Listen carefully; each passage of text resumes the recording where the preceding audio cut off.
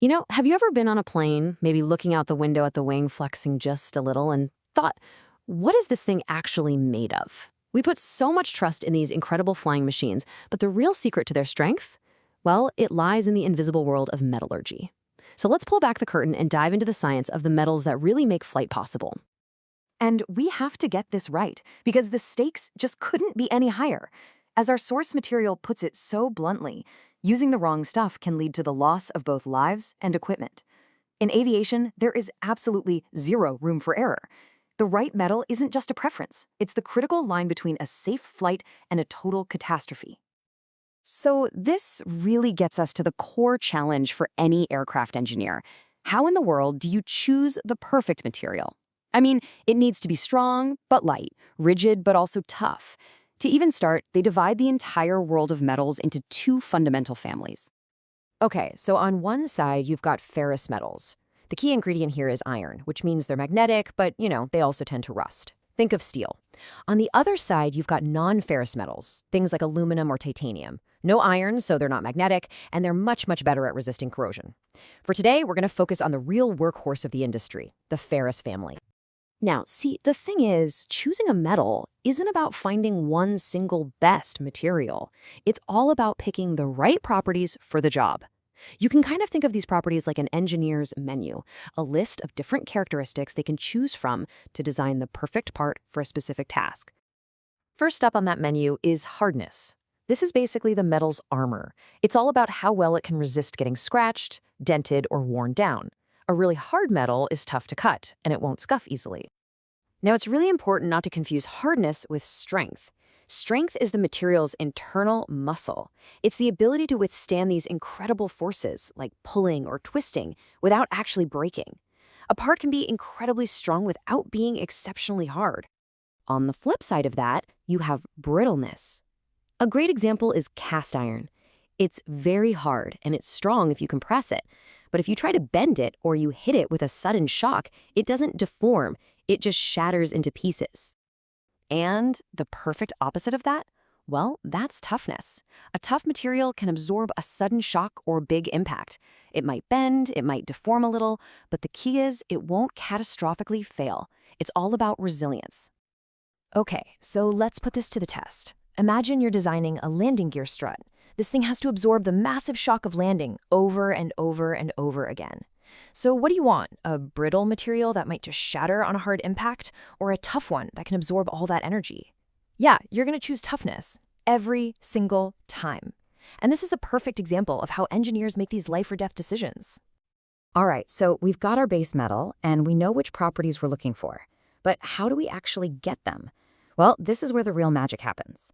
We can customize a metal's properties using heat treatment, and you can really just think of it as a very, very precise cooking process.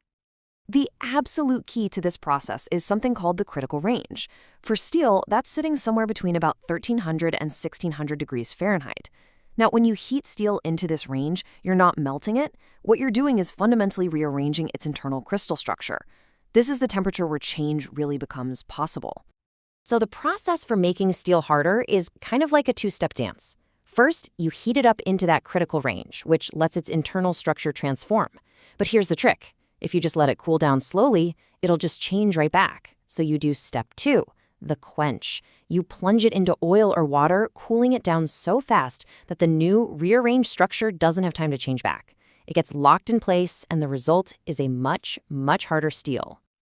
But, hardening is just one technique in the cookbook. Metallurgists have a whole bunch of them. Tempering is used to make a hardened steel less brittle. Annealing is basically the opposite of hardening. It softens the metal up. And normalizing is used to relieve stresses that build up during manufacturing, especially after something like welding. Each process just gives the engineer more and more control. But here's the thing.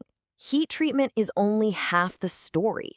The real secret to creating these incredible metals that we use in aviation is alloying, which is basically adding tiny amounts of other elements to the base iron, kind of like a chef adding secret spices to a signature recipe. And in the world of steel, one ingredient completely rules them all: carbon. Now, it sounds so simple, right? But get this, it's a really profound concept.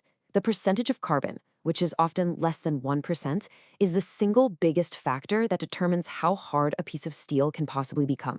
It is the master ingredient. But of course, there are other spices in the cabinet.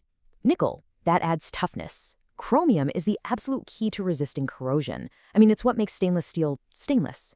Molybdenum, or moly as people call it, adds wear resistance, and vanadium adds strength and shock resistance. By mixing these in just the right amounts, you can create a steel for pretty much any purpose you can dream up. So with all of these ingredients and all these different cooking methods, how does an engineer know exactly what they're working with? Well, they use a recipe card. And in the world of steel, that recipe is the SAE numbering system. It's a code that tells you the exact composition of the metal you're holding. Let's take one of the most common and versatile steels in aviation, SAE 4130, which you might also hear called chromoly steel. At first glance, it's just a number, but it's actually a 4-part code, and we're about to crack it right now. Okay, let's break it down. The first digit, the 4, that tells you the main alloying element is molybdenum. The second digit, the 1, tells you it also has some chromium in there. And the last 2 digits, the 30, well, they reveal the most important ingredient of all, the carbon content, which is 0.30%. So there it is. In just 4 digits, you have the entire recipe.